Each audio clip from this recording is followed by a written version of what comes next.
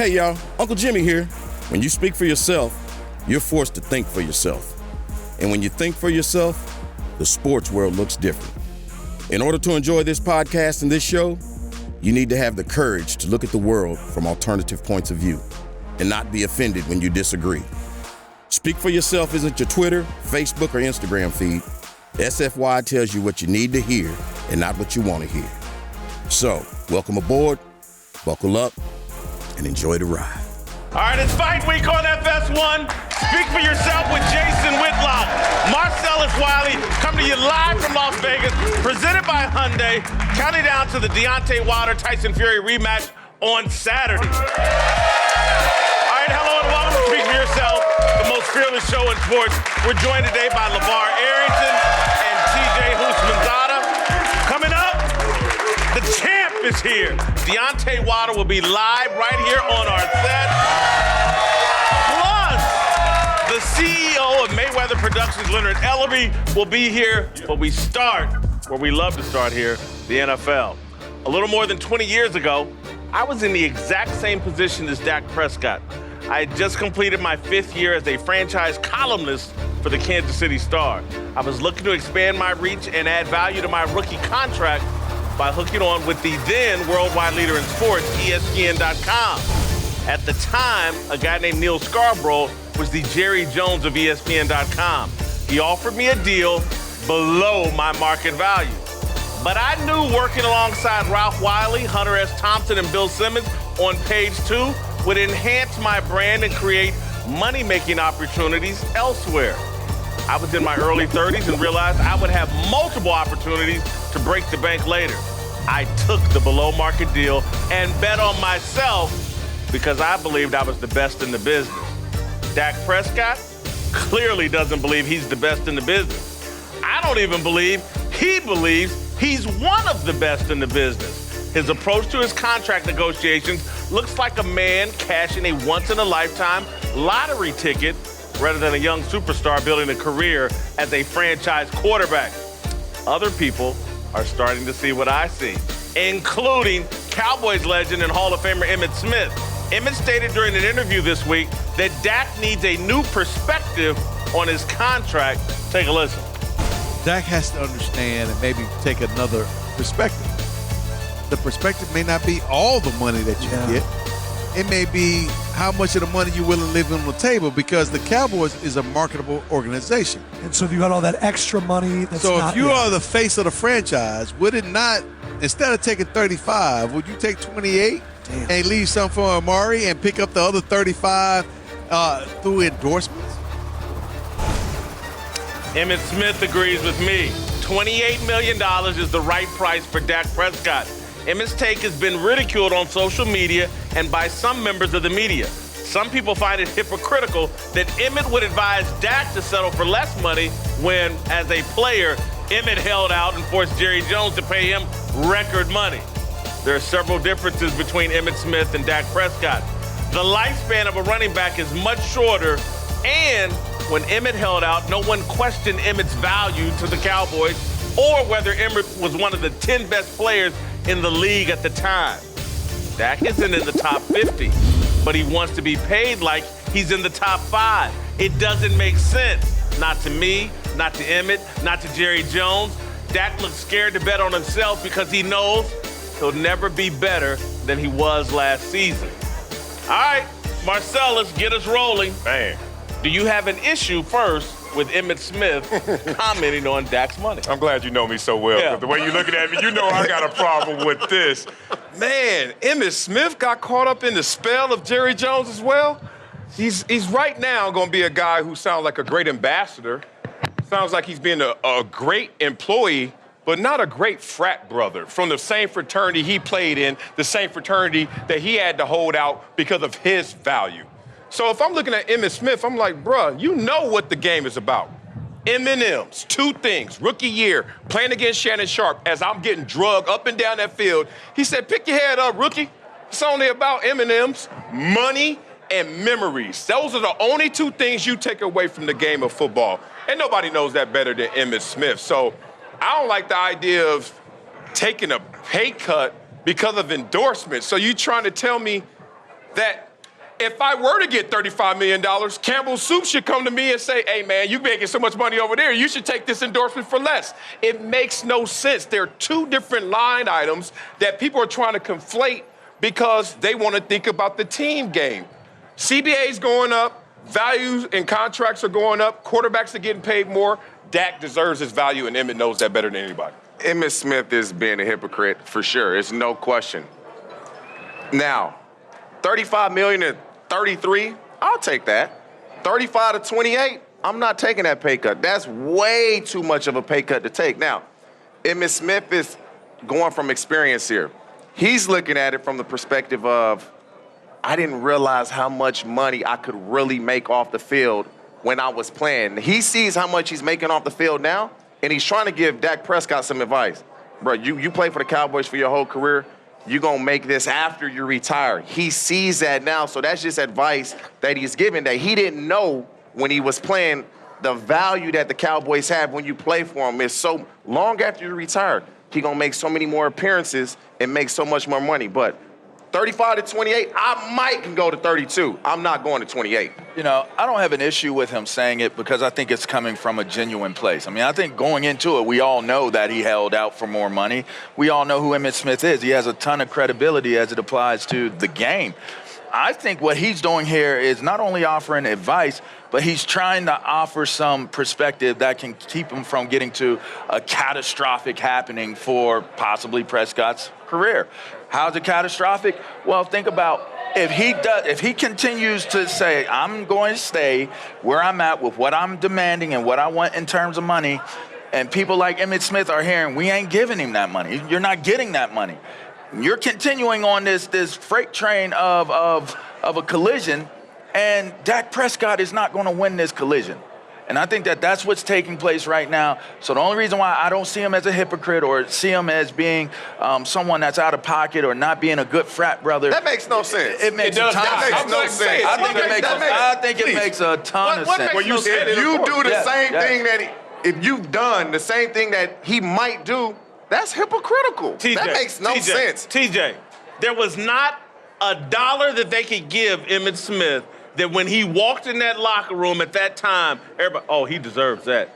Emmitt knows if they give Dak $35 million, there will be a percentage, 20, 30, 40, half the team be like, damn, they paid Dak that? He don't deserve it. I'm with you with the 35. But what if they're not going to give it to him at all? Well, again, that's why they're not going to give it to him at all. But y'all acting like this whole situation and Emmett talking like he's talking doesn't resonate with this group as well and saying, man, Emmett, that's how you play the game?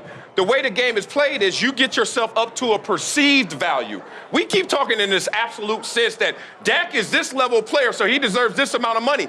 It's never been that way. Jimmy Garoppolo did not deserve the money he got. Jared Goff did not deserve the money he got, and Dak may be in that same conversation. But you're acting like that's martial law. That's not law. But that is called... It's interpretation. It's called present value. Look, I love you, Jerry Jones. I'm a former Cowboy. I ain't shining boots for the rest of my life because guess what? It comes at a cost to take a pay cut to see you when I retire, and then I got to be on this leash. But you're saying perceived value. If Emmitt Smith is sitting there saying to you in code that your perceived value is not what you think your perceived value is, then what's the acting about? He's talking company line. Look, respect. Why is he talking to company line? You know he is. LT, I'll give it to you. What? LT is an ambassador for the Chargers. I'm what they call a legend. You know what the difference is? I can say what the hell I want, and they still gonna look out for me. LT, you know, let's make sure we got the company lines. LaDainian Thomas, I'm talking about. It happens with every team. There are legends, there are ambassadors. Emmitt Smith walked away from money when he was with the Cowboys because they released him. Had to come back, start a relationship again with Jerry Jones, and he's making a ton of money.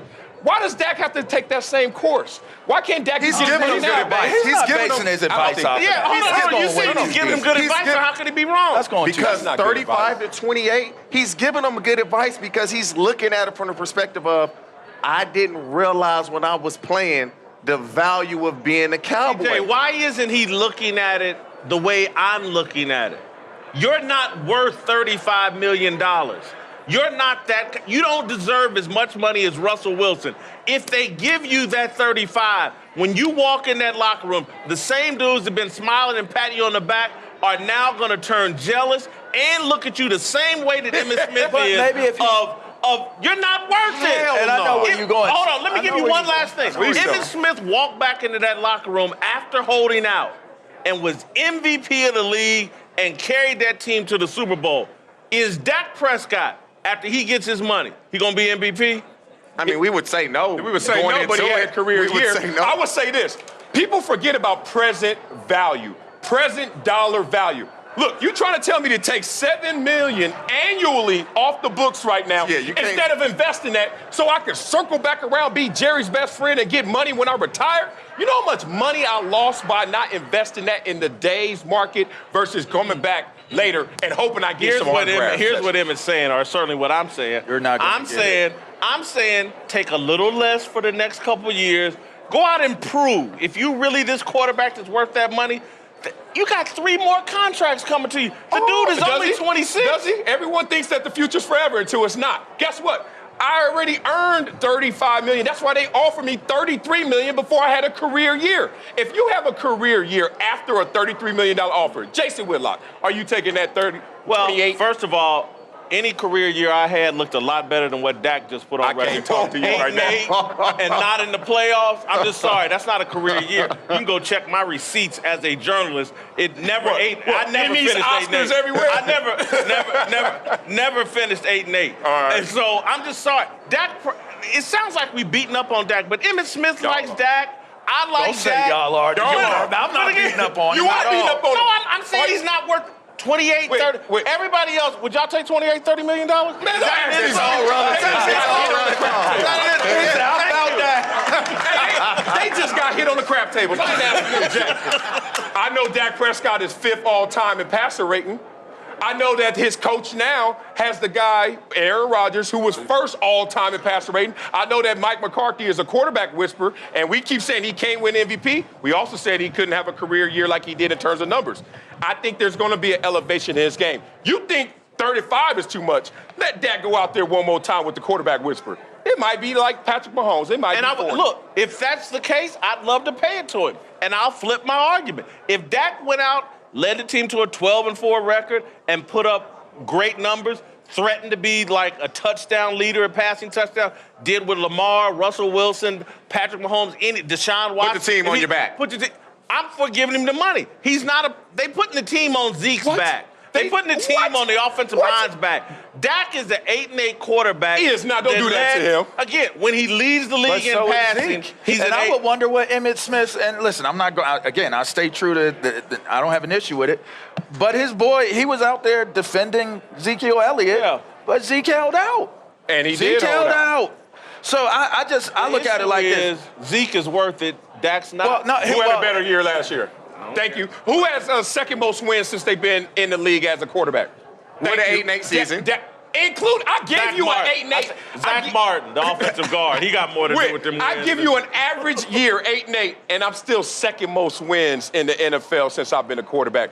Dak's a winner. He's put this team on his back. 13-3 as a rookie. Jerry Jones is a winner. Look, and Jerry Jones need to cut that check. Jason Garrett's a winner. Instead of cutting the check for friendship. Look, hold on. I don't need no friendship But check. again, Jason Garrett got let go. He was a part of all them victories that Dak was. They can fire Jason Garrett, but Dak's untouchable and he deserves a record contract. I just don't buy it. I think, and I said it here, I think he looks scared with the unwillingness to bet on himself. When you really know you the man, you bet on yourself like, okay, give me this $28 million, give me this $29 million. I'm going to go out here and show y'all. That's what he just did. And I'm going to be back at the table. He just bet on himself. He just bet on himself this year. This year. When they offered him that contract, no. He said, and you know what? He lost. He bet on himself. He needs to do it again. He lost. They're not giving it to him. Everything around me is going up, and I got to go down when I'm having my best year, career year. I'm sorry. Zeke held out. Go up But every why year. do we keep saying he's got to go down? I keep hearing you use pay cut and go down. From a $33 million offer to Emmitt Smith said 28. Isn't that a down? I think Emmitt threw 28 out there as throwing 28. Just he's giving numbers. I don't think that was. Yeah, that's what Emmitt. I don't think that was factual. Yeah, I think that's what Emmitt knew what he was saying. But what I'm saying is, what his offer is, what is he making now? He's got a rookie contract right now. Everything that he gets in payment from here on out is going up. It's going up. It's going up. He's going to get a veteran That contract. 33 last year guys- was new money on a per year salary. Would not have been 28 when you add in the salary he made last year. That would probably brought him in around 28 million. Now you go 33 in real money on the per year average. I think that would be enough. Last year it wouldn't have been 33 per year. It would have just been 33 in new money. When you bring in what he made last year, it'll drop the average to about 28, 29. We cannot conflate cost, value, and dollars. You have a home. It costs so much. What's the equity? What's the perceived value? A lot more, hopefully. Therefore, you don't sell at anything less than what that perceived value is. Dak has made $4 million on the field of football. You ain't bad. But his equity and perceived value is right now 33, 35 million. Why would he ever People look do at not taking buy less? homes at perceived values. They buy it at market value. I don't know where you live. Yes, they are. You buy it In at LA, they market are. value. Well, that might be a Beverly different Hills. place. Where I Perceived live, value. yeah. That's why you have comps. The guy wants $35 million a year to me. And what Emmett is saying is like, oh, you think you're a top 5 quarterback.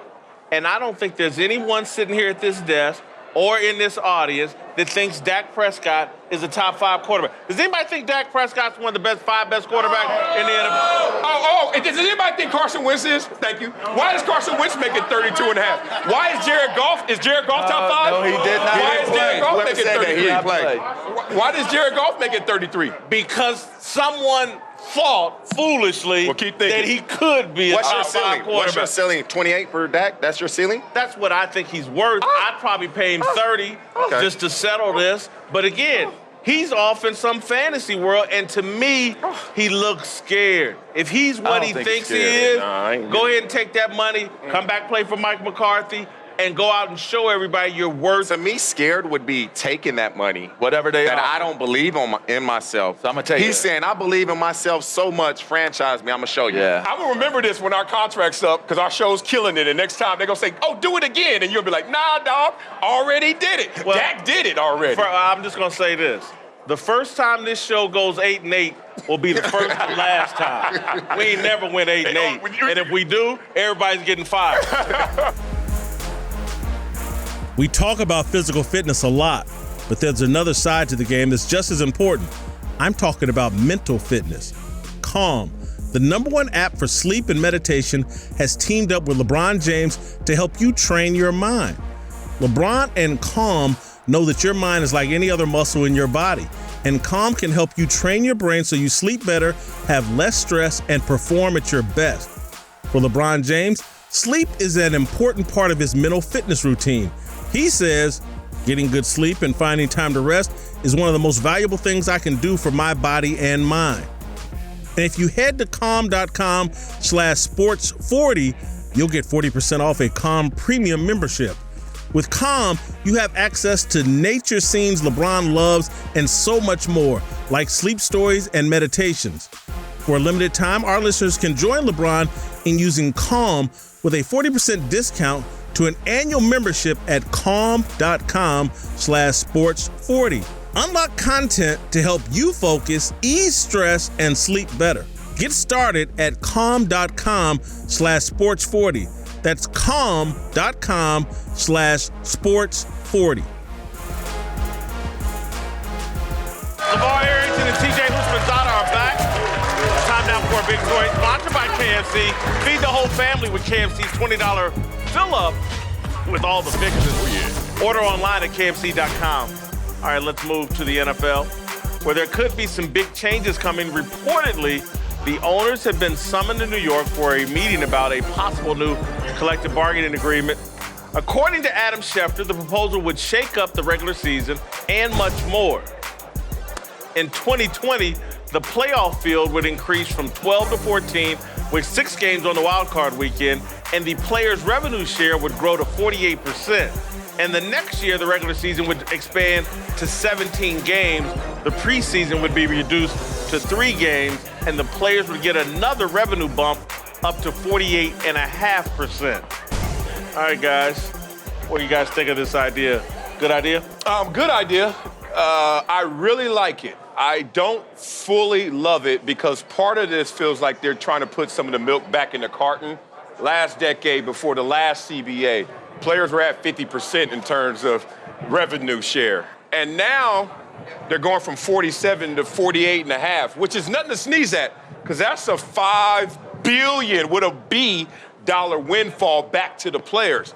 But it's still kind of making up for lost efforts and work of the past. That said, we're going to see some competitive football at the top in the standings. If there's only one team with a bye, fighting for number 2. Imagine Kansas City had to go on the road in this new proposal. I mean, play at home against Pittsburgh, a dangerous team.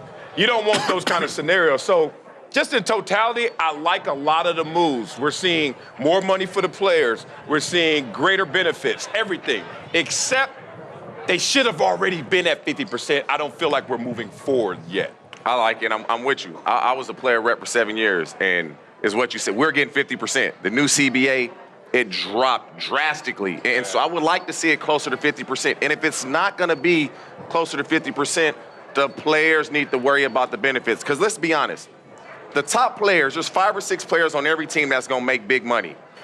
This CBA is going to affect the bottom of the roster guys where worry about your benefits. Benefits. It ain't about, oh, I'm going to get an extra $15,000, $20,000 on my base salary. Because when you're done playing, like we are, and you got to worry about insurance and benefit, it's the benefits. It's not so much, oh, it's going to increase my base salary by $25,000 per year. It's the benefits. If you're not getting better benefits, it's not a great idea. I like the idea of it, man. And let's address CBA. What does CBA mean? Collective who? Like everybody involved, right? Bargaining. So that deal that was done, there was 2 sides that had to come to the table, the players and the league. So that deal was done by the players and the league. Yeah. So, I mean, with all due respect, I can understand they should have, could have, would have, but this deal was done by the players and the league. So when you're looking at it from that angle and then you're saying, okay, well, you're going to get 1% here and then you're going to get 0.5% here and it's going to create more money, nothing from nothing leaves nothing. So as it stands right now, they're not making that money. That money is not there. So they do this deal. For one, you and I both know. Y'all know we played this game. Ain't nobody checking for a preseason. We ain't checking for a preseason. And the only game we checking for in the preseason is number what? 3. Number 3. It's the only one we checking for. I want to stop you guys there because y'all haven't addressed, just from a fan's perspective, the extra game. What do y'all think of that? I like it. I don't mind the extra game. I like that. But I was about to address it. What about one team getting a bye? Only one team would get a bye. I like it. It's going to make the game so much more competitive at the end of the season. Yes. You're not going to see, oh, is Harbaugh and the Ravens going to rest Lamar Jackson? Nah, you ain't resting them because you want that bye. Right. So the games at the end of the season will matter so much more. The preseason, I've told fans this all the time, and they thought I wasn't committed to the game. I don't want to play in the preseason. You know why? Because I just left the lower level of college football, and I didn't have a preseason game ever. Not one. But then I get to the pros, and you give me 4 of them, when all you're trying to do is extract money from the fans. Say it what it is, but why am I getting dressed up, potentially getting injured in a game that's meaningless? So you can wipe out all the preseason. As long as you pay me for a regular season game, I'm raising my hand to play in that. You're taking one away and you're adding it to the regular season. Yeah. I think when we had this conversation before, I made that very point. Take a game away. They can Don't take add two away. A game. Don't they add. can take You all can take of them them all away. away. Stop. Play All. one preseason game. For what? 17 games, play one preseason game. I understand the lesser players, the lower end of the roster needs to See, prove y'all it. don't know about that. Y'all came in the league up here. The preseason for me helped me because I came in here. Practice didn't help? No. Practice couldn't help? But how many times have you heard a coach say, I oh, need to man, see you game look reps. good in T-shirts and shorts, so you look good There in practice are a when lot you of- know you're not getting and hit. there's a lot of guys they that don't want to see practice you well. in the game, do something in the preseason. So to me, you need 2 preseason games because there's guys that make teams by balling in the preseason. These coaches go in that meeting and say, man, I didn't know he was that good. I'm okay with that. But again, with that being said, you're not getting the other team's best shot either. So you're going out there, you're giving good game reps, You're looking at it but from you're the not second pick perspective. I was the second pick in the draft. One more thing I want y'all to address. I don't like that, though. One more thing I want y'all to address. We hear so much about player safety and health concerns. The extra game. But it's not an extra game. If you're taking it from the preseason, it's really not an extra game. The intensity is different, certainly that. I just want to go back. Well, let me address this. When we look at the 17-game schedule, it's all about compensation because at the end of a 16-game season, you can still play football because there's a postseason. So let's not act like we can add one more game. If it's fully compensated, I think guys are open-minded to it. the preseason part really sticks with me because these are people who are highly paid to evaluate. And most of a 53-man roster, 47 slots are already guaranteed. Pretty much, yeah. Because of business, because of contracts, because whatever. There's only 6 guys. You're trying to tell me you're going to put everyone in harm's way for only 6 opportunities for guys when you can do that in practice? You know what they really need to change is the active, inactive list. If you're on a roster, everybody should be active. You shouldn't have an inactive list. Everybody should be active. All right, we got to wrap. Leonard Ellerbe's going to come up. But I just want to say one thing before we go. And normally, I get accused. I'm a shield for the NFL. I don't like this deal because of the 48%. No, it should be 50%. What people really don't understand, I'm a shield for players. I'm constantly up here trying to educate the players on how to take advantage of this game and how to get their money right and benefit from this game. And to me, and I'm sorry, Roger Goodell, I'm sorry, NFL ownership. If I was the players, I wouldn't be satisfied with just 48%. I wish these damn players would come holler at me because DeMaurice Smith, I don't like this deal.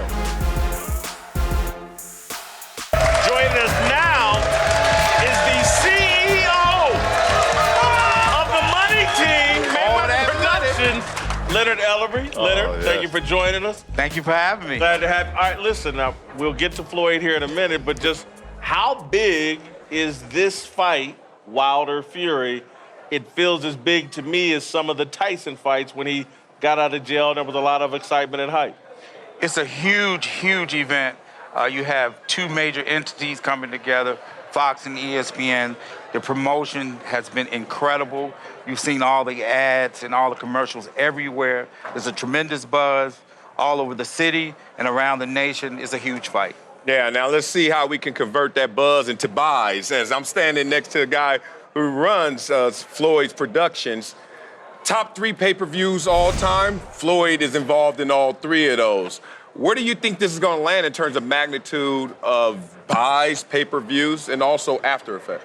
Well, it depends because times have changed. There's this thing called piracy.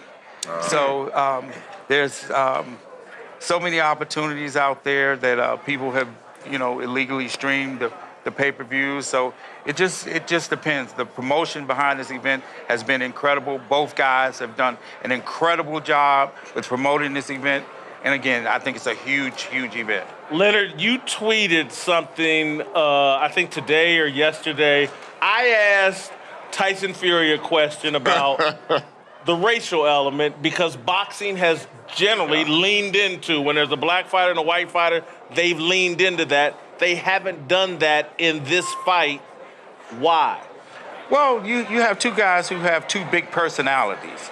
And their accomplishments in the ring speaks for themselves. So I don't think race is a part of this particular fight. You have seen it has been in other fights, but in this particular fight, you have 2 classy individuals who are great self-promoters, and they've done a phenomenal job with promoting this event thus far. So let's skip ahead to Saturday night. How do you see going from the first fight to the second fight when he gets knocked down, he gets back up, he's pretty much outboxing the whole fight? How do you see Deontay making adjustments to make this fight a little easier for him, and/or Fury making adjustments to making the fight easier for him? Actually, I have Wilder knocking him out early. He made the necessary adjustments the second half of the fight. Fury, he was outboxing him early in the fight, but Deontay, he saw some things and he made some slight adjustments in the fight. And I actually have him stopping him pretty early in this fight because he's been in there and he's experienced his power and he sees what he brings to the table. And in Fury's case, he's also seen the same things. But I think going into this fight, Wilder has a tremendous advantage. We're talking about 2 undefeated heavyweights in their prime, fighting each other in their prime. And then we talk about where will they land in terms of history and lore. You being with the champ, the best ever TBE, these guys have a chance to really climb that mountain and maybe Mount Rushmore in terms of heavyweights? Any of these guys? Yes, I think over a period of time, there are a number of other heavyweights out there that make for big fights. But Deontay has a mission, one name, one face, one champion. And I think that he'll go out there and he'll come out on top on Saturday night. And I think he'll do it in devastating fashion. Leonard, you and Floyd, carried boxing for a long time. But nothing lifts boxing more than heavyweights and a big heavyweight fight. So I'm saying a rising tide lifts all boats. If this fight is what we think it can be, do you see all of boxing benefiting and every boxer in every class benefiting from a great fight on Saturday? Well, I have to tend to disagree with you slightly on that. Floyd, he put the entire sport on his back for almost a decade and a half. Yep. He can't lift as much weight as a heavyweight, though. But it's okay. He was making that heavyweight money. Green print. And that's all that matters, huh? That's all that matters. The first boxer ever to make over $1 billion in the sport. And just Floyd was great for Floyd. Yeah. I'm talking about these guys could benefit everybody, though, maybe in a way Floyd couldn't. Well, Jason, how do you think the fighters are making the record purses that they make now? Floyd Mayweather is the one that went out there and established the blueprint. He controlled the landscape. He put the entire sport on his back. He showed the fighters that there were no longer two promoters in the sport who controlling the sport. He showed the fighters that you could take an active interest, you could create your own brand and your own business, and when you go out and generate the money, you can become the banker. And because Hold on for 1 second. If Floyd were a heavyweight, though, could he have done more? I mean, come on now, keep it real. Heavyweights carry the game. Again, that knockout. I don't know. Marvin Hagler, Sugar Ray Robinson, Sugar Ray Leonard. You could go all different weight classes at different times have really carried the torch. And Floyd, you talking about the boat that rose the tide. It was Floyd Mayweather who brought the currency to the game that was heavyweight, to the point where some people were still speculating, is he coming back? So if Floyd making a comeback, since they're giving away this money now? He changed the entire landscape. Again, he generated the revenue. His events were Super Bowl. Mm-hmm. Yeah. Generated revenue like the Super Bowl. There's no other fighter been able to do that. And it has benefited all the fighters now because, again, each and every fighter out there, they're making record purses now. Again, there were two promoters, Bob and Don, who were controlling the sport.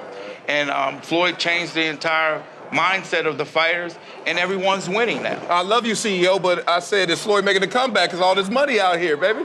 Well, you never know with Money Mayweather. You never know.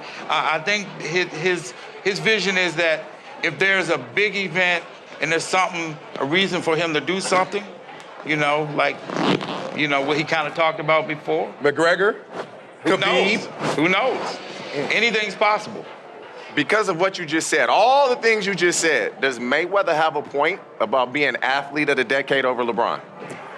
Oh, most definitely, most definitely. I have the utmost respect for what Bron and his entire team has done for their sport and done for the community and, as a whole. But when you talk about the accomplishments and what Floyd has been able to do over 2 decades, Floyd Mayweather is definitely the fighter of the decade. Athlete of the decade. Yeah, 100%. Yeah. I want to be clear on this because I don't want you to think I'm trying to diminish Floyd. I'm not. It takes mass to move mass, though. We know that about weightlifting and just all of that. I'm not trying to. I think it's great what Floyd has done. And the point you made about breaking the chains that Don King and other promoters had control over the game, I think that is truly Floyd's legacy in terms of giving the fighters their independence. I just think he could have done more if he were a heavyweight. If he were bigger. Well, he just happened. He happened to be a five-division world champion and broke all the records. So it is what it is. We're thankful that in my eyes he's TBE. Let's go back to this fight. Do you buy? Because I don't buy this deal that Tyson Fury's selling, that he's going to try for an early knockout and that he's coming in heavier because he wants to knock Deontay Wilder out. I don't buy that. I think he wants to duplicate the last fight and just not get knocked down. Well, it would be to his advantage to box, to box from a distance. Because if he gets within range, we already know that missile, what's going to happen with that missile. And Deontay Wilder and his team have a plan, and they're looking to get him out of there, and I think it'll happen pretty early. And in Tyson's case, I've read a lot of comments that where he wants to press the action early, but in my opinion, he'll be at a disadvantage. All talk. Hey, the champ is here, Deontay, but I do want to give you a chance to talk about your next great fighter, Gervonta Tank Davis.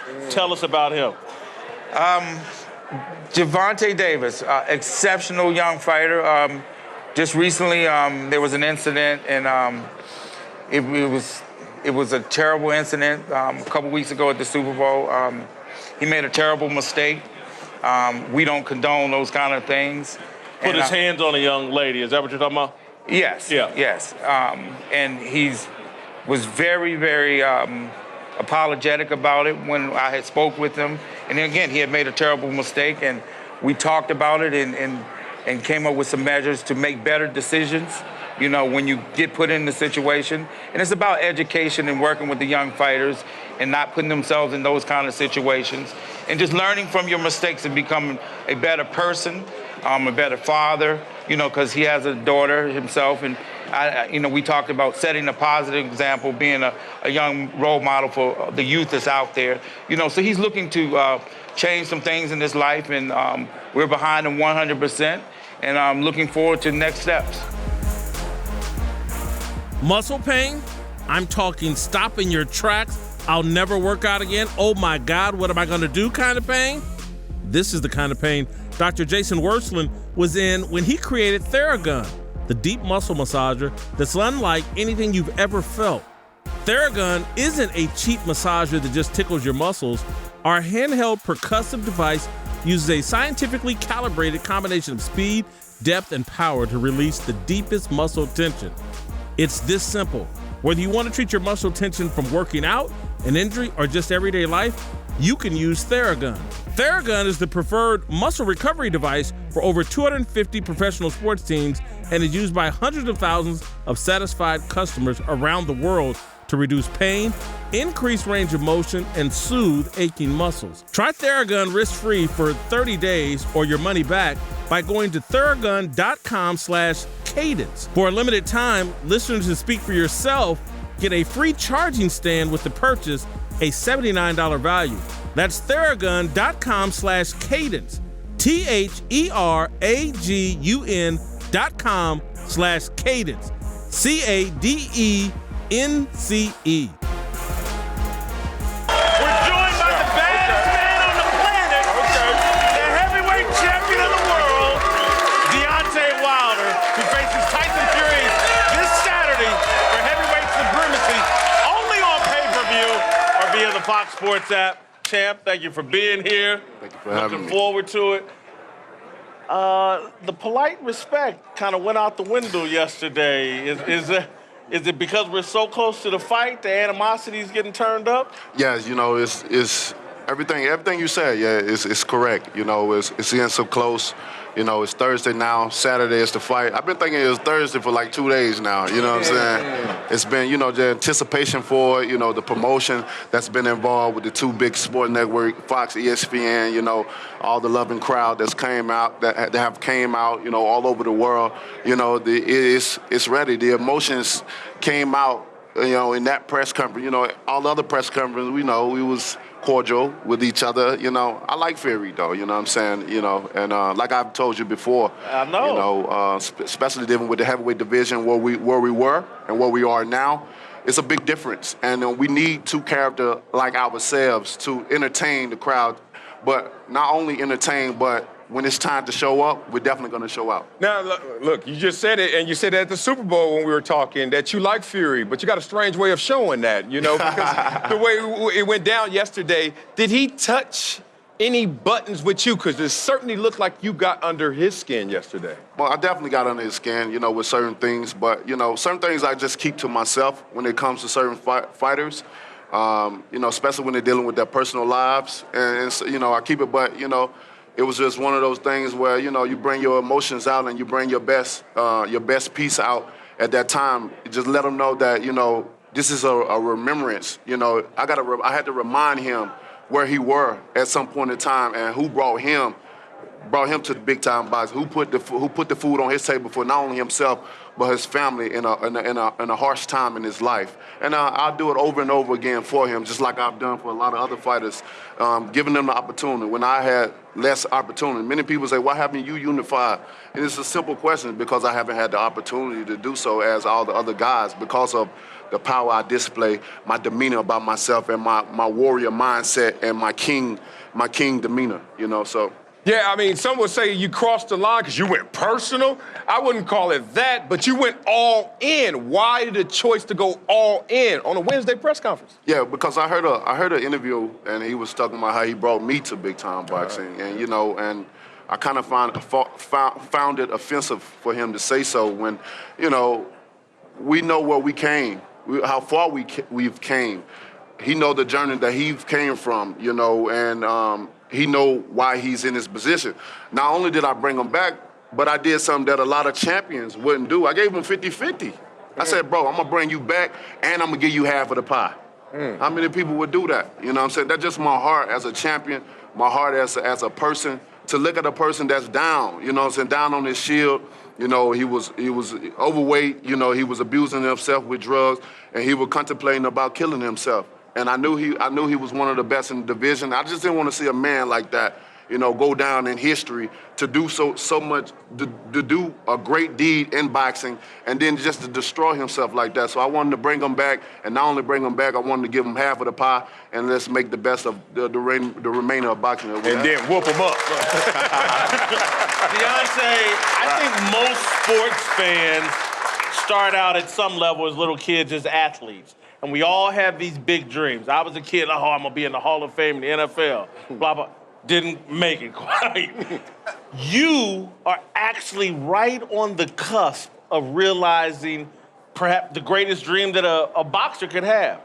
The whole world is watching this fight. It's like a Super Bowl. It's like a big-time Muhammad Ali fight, Mike Tyson fight. What is that feeling like to reach the pinnacle of your sport and have the whole world waiting to see your performance? It's an absolute honor, and it's an amazing feeling, just to be where I am now, and just to reflect on where I came from. We all have stories about how we started and where we are now. We always say started from the bottom and now we're here, at the top. And to be in this position, it's like I've been marinating for years. I've been seeing other guys, get to a certain level of fame and fortune, and I never complained. And I sat back, I never hated on anyone. I always showed love, always showed respect, because my energy is of that. I come with a positive energy, a positive mind, and a positive spirit, knowing that, God don't make mistakes. And I know my time will come, and it's here. And now that it's here, I'm taking full advantage of it. But, to be honest, to be in this position and have so much around me at this moment in time, and to be acknowledged by my work, that I've done thus far, it don't allow me to obtain the big head or feel like I'm better than anyone. I'm still the same old me. I still do the same old regular things that I do. I never feel like I'm higher than anyone in this room. You know what I'm saying? It's all love and positive energy for me, and I know this is where I'm supposed to be. Like I said before, we all have greatness in us, for greatness is only determined by service. And that's just each and every time that I'm in my occupation, or even outside of my occupation, I want to provide my greatness. I'm a leader, I lead by example. I'm a trendsetter. I've always been that way. My father always taught me and my brothers to never be like no one else. Be yourself, because it's more comfortable being in your own skin, being yourself, knowing what you can do and what you can't do. And what you can't do, you can train yourself. They say practice makes perfect. And you can do that within your household and then bring it outside of your household. I never want to carry that burden on me that I live beyond my means, or I do things that are not of me. And then when I go home, I have to take that vest off and say, nobody's looking. I can be myself. It's too hard for that, you know what I'm saying? So I've always abide by my principle, my morals and goals as a man, as a father, as someone to look up, or even as a role model. Many people don't want to be labeled as role model because, we're human. We're going to make mistakes along the way. And, when we make mistakes and when you have a certain profile, in life and you make mistakes, people are always throwing sticks and stones at you, you know? And that's the reason why a lot of people don't want to be role models. But I tell people, for me, if you want to consider me as a role model, you got to take me wholeheartedly as I am. I am who I am. I'm not perfect. I let that be knowledgeable. And, you know, and we can work together as people, as a human race, and to grow as what we want to be, you know? Man, you up here testifying. You just caught the Holy Ghost, it felt like, man. I mean, I ain't gonna lie to you. And you know what? I respect you so much and fully. But physically, you're right here. I just touched you. He's right in front of all of us. But emotionally, mentally, we haven't been in this position before, fighting for the heavyweight championship of the world in front of millions of people. Where are you emotionally right now and mentally preparing for this fight? Emotionally and mentally, I'm just ready to go. I mean, so if we can fight right now, you ready to fight right now? You don't want to build anymore, huh? You know, for me, like the week of the fight is like, it's like torture for me. You know what I'm saying? Because it's the preparation for the fight. People don't understand, like, as a fighter, like, we go through so much as fighters. You know, it's more than just we get in the ring and we beating up on each other and making a lot of money. It's more than that. You know, a lot of people are like, you know, some people don't even want to see you on vacation. Like, man, get in the ring. You fight, you're supposed to be in the gym training. Mm-hmm. I'm like, but we got outside of boxing, we have a family, you know, that we have to take care of and certain obligations that we have to fulfill, you know, and it's not just consist of just being in the ring all the time and training and different things like that. And people don't understand, like, the hard work that it takes to stay relevant, to be a fighter for one, and to stay relevant. Because I say all the time, we risk our lives for others' entertainment. And boxing is not a game. It's not a sport where you go in there and you're going to play some games. Oh, we know. You can't play boxing. Come on. Nah. Yeah, you don't play boxing. Deontay, I want to ask you this while you're in this mindset. We just had Leonard Ellerbe up here, and I don't want to disrespect Floyd in any way. Floyd Mayweather carried this sport for a long time. But I believe the heavyweight can carry it even higher because of the knockout power, because of the 100, 200-year history of the heavyweight champion being the baddest man on the planet. Don't you think you or Fury, if this fight goes off the way that we think it will carry the sport back and benefit the entire sport? Most definitely. I truly believe in that. You know, they say when you have a rich heavyweight division, so does all the other division live. You know, the money has grown, the popularity has grown, you know, in all divisions. And, you know, everything is, the way it's forming and everything is blossoming like a beautiful flower. Like, it's amazing to be a fighter at this point in time and to see all the fans is coming together where new people meet, where new people around meet old, and they meet new people to gather around all around the world. You know, it's a beautiful thing to bring the low class with the middle class with the high class, and we all commune together as one. And you go for your side, and that other side go for their side. So it's a beautiful thing to see in this beautiful sport of boxing. And I think, you know, it always has been the saying, you know, that when you have a strong heavyweight in the division, you know, long live the whole division as a whole. So yesterday, Tyson was asked about a racial dynamic in this fight. He was asked at the press conference. I asked him about it, but again at the press conference. Let's hear what he said, and it seemed like you seem to be shaking your head.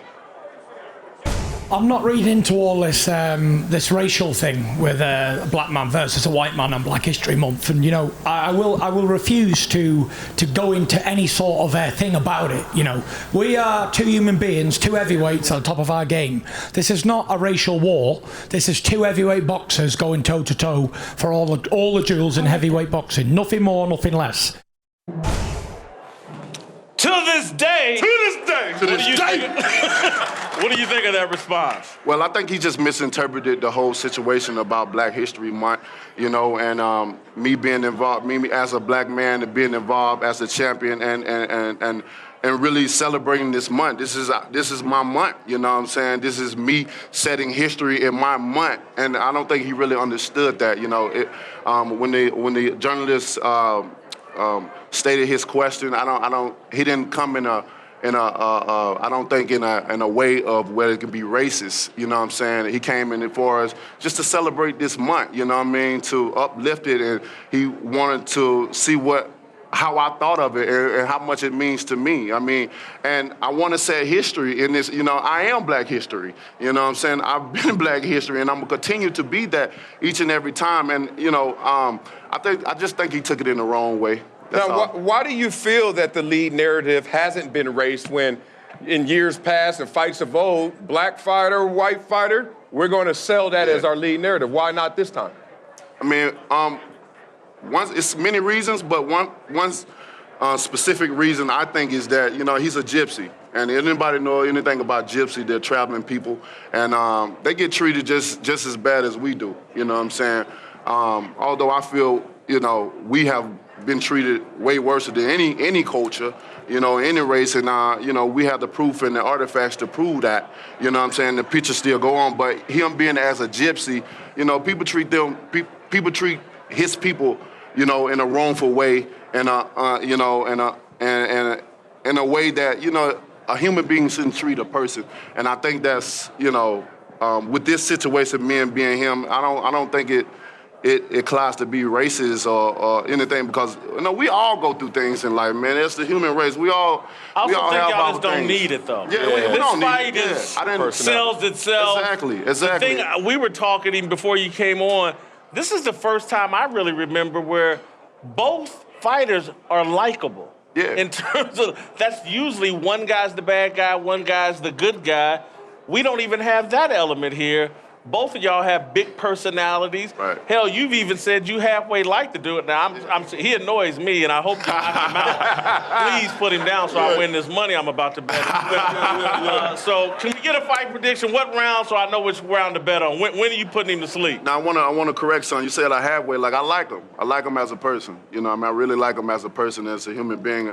I even invited him to the after party. I've been planning this many years of fighting him, and we joined it together at an after party or something, and being able to commune with each other or whatever, you know, and to love on each other, because we're going to do it when we release our energy in the ring, you know, all the negativity that we have amongst each other, and when we release it in the ring, we're going to embrace each other. We're going to love each other. Like we can say, we told each other we love each other in the ring, and that's the beautiful thing about this sport, where we can have so much animosity, and we can bring up so many old memories and current, you know, things that has happened in our life. But when we release that energy amongst each other in the ring, all that goes away. Okay, release that right hand, please. Yeah, see that. Third round. Second round. How much you gonna like it when he said he gonna press you and knock you out in the second round? I mean, I love it. I love that. I love that because it follows into my plan. You know what I mean? Yeah. As he come forward, I don't have to do much but to bring it. Bring. Don't do that. Don't do that. Champ! We wanna get our money. Deontay Wilder! Thank you so much. Whitlock and Wiley, LeVar Arrington and TJ Houshmandzadeh are back with us. All right, Darnell. Yes, sir. Take it away, homeboy. Yeah, let's move to a troubling story. NFL offensive lineman Greg Robinson was arrested in Texas for possession of 157 pounds of marijuana with intent to sell. Robinson was the number 2 overall pick in 2014, but had recently been informed by the Browns he was going to be released. He was arrested along with former NFL and CFL wide receiver Quan Bray. These guys both made it to the pros, so I want to ask you guys, how does something like this happen? Guy made $29 million in the NFL. Yeah. And is now he's the Nate Newton, the modern day Nate Newton. Yeah. How? I don't have, stupidity's my only answer. Yeah, let me do my job, which is to tell you how it is, not how it could be. And coming from the West Coast, we have a subculture of gangs, and I think a lot of people know about that. When I got into the league, I had to realize the people from those gangs, from my neighborhood, were trying to gently lean on me to be a part of their subculture and to help them out in terms of money. I had to cut it all off. Now, knowing a lot of my teammates, including one of my best friends who was arrested for 10 years in drug kingpin charges from the South, their subculture is a lot of the drug trafficking leaning on them. So what happens is this. Your teammates and friends know about these dudes that hang with you. One day he comes to you and say, man, you just got a check for $6 million. Can you loan your boy $100,000? $100,000 for what?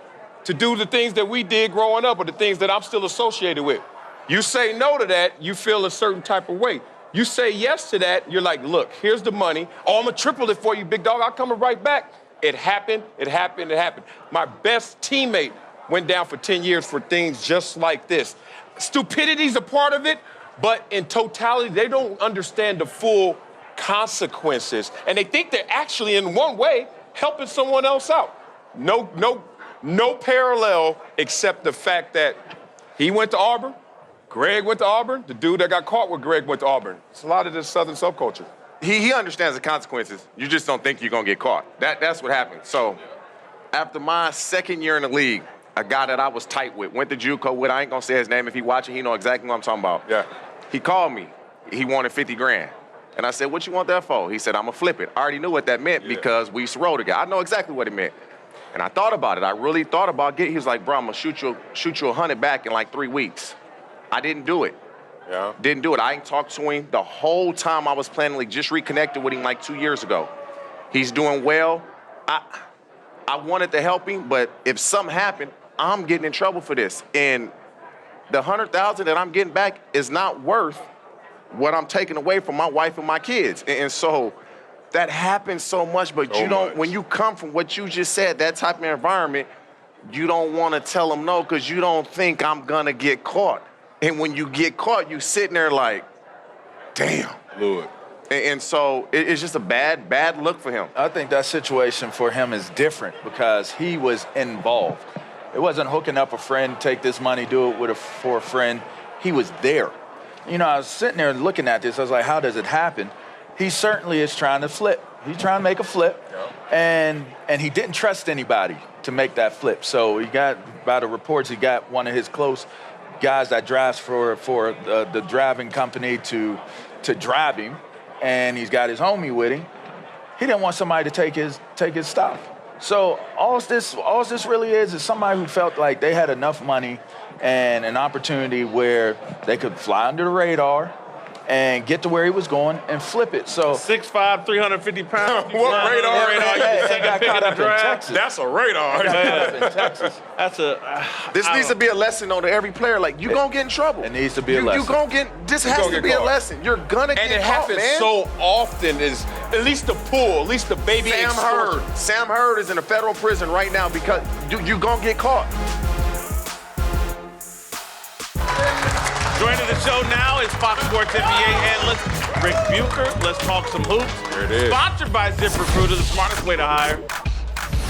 All right, let's move to Cleveland, where Cavaliers head coach John Beilein has resigned after a tumultuous and disappointing tenure.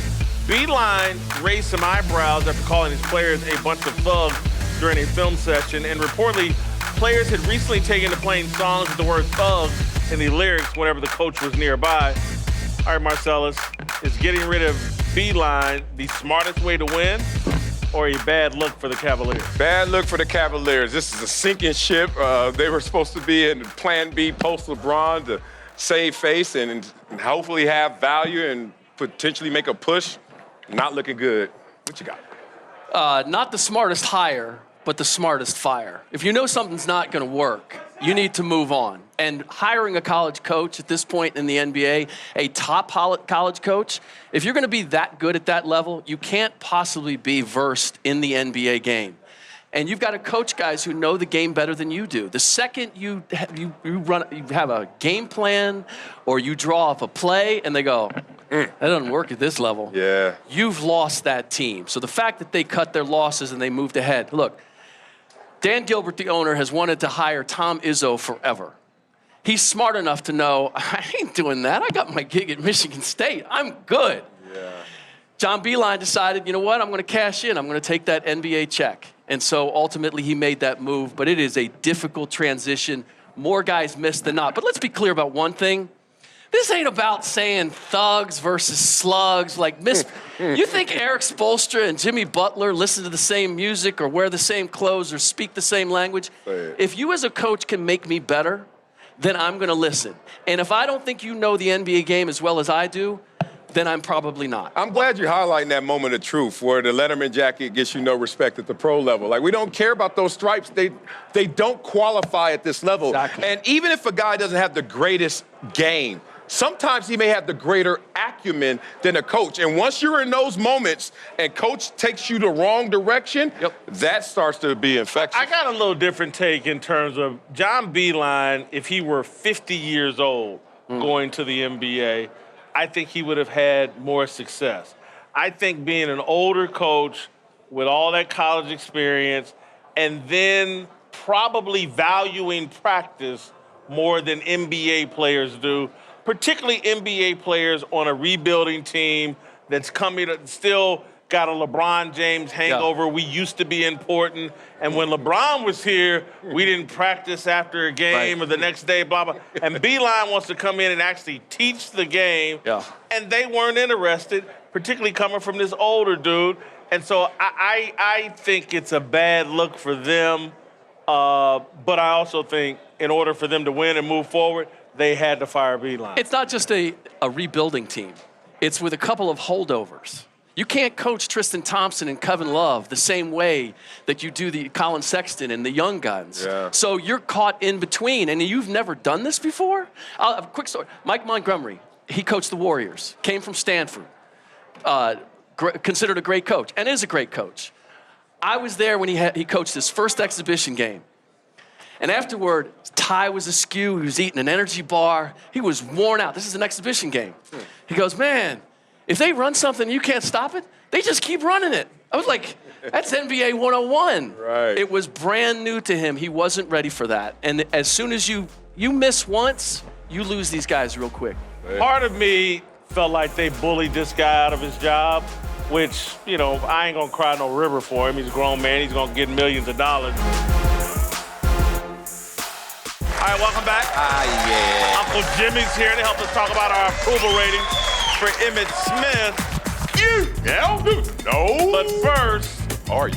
Give Marcellus Big Dummy of the Day. Ain't gonna be able to do it. Yep. Big Dummy of the Day, go to the person that set up here. Oh, you was real bad talking to Wilder. Tyson Fury annoys me. You just said yesterday, didn't you? Oh, you sure did. Did you? Sure. No, I didn't. All right, then. Could have reached you from over here, too. All right, let's talk some Emmitt Smith, who just told Dak Prescott to maybe take another perspective on his contract talk and settle for less money. Reportedly, Dak has turned down some big offers from Jerry Jones and the Cowboys, and the franchise tag has been looming lately. All right, Marcellus, you think Dak gets franchised next week? Let me be quick with this. No.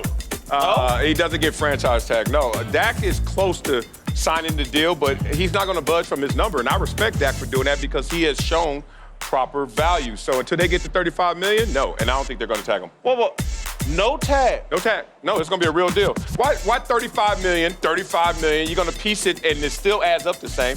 Give him his long-term deal. He may play poorly, and you save some money. Yeah. All right. Yeah. Uncle Jimmy, I know you agree with me about Dak Prescott, hopefully. Anyway. I got a message for Dackery Fitzgerald Prescott. Oh, what's Do that? not listen to the words that is coming out of Emmitt Smith's mouth. This is the same Emmitt Smith that's telling you to take less money. I could be wrong, but didn't he hold out to get more money? Yes, he did. Look here. Look here. You mess around, you listen to what Emmitt Smith say if you want to. Your ass gonna end up on Dancing with the Stars doing that nay-nay with Wendy Williams. Okay? Oh, man, that's cold. Look, I know I done called you dumb in the past. But I doggone it, don't be plumb dumb, son. Look here, the truth is you need to hold out. Play hard to get. That's the only way you're gonna get Jerry Jones out. Okay? All right. Let's be real, okay? Look, up until now, you done tried to do everything right.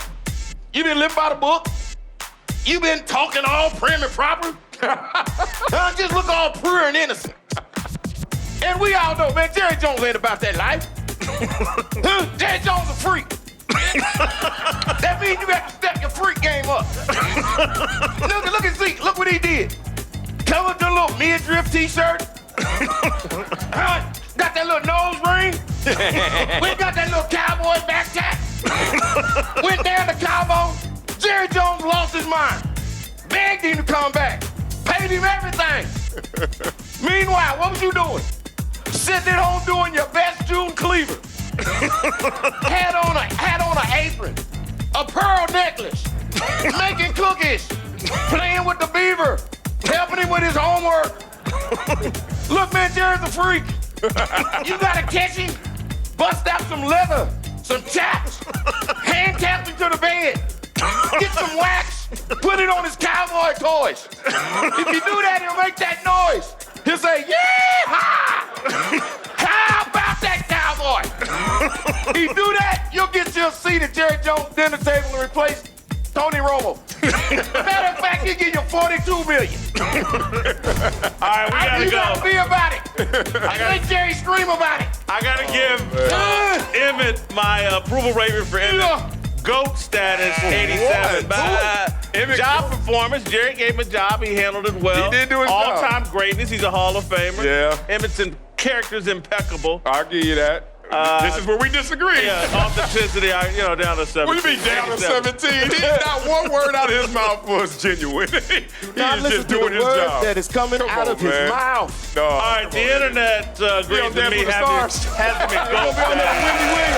All right, we'll see you tomorrow. That's it for us.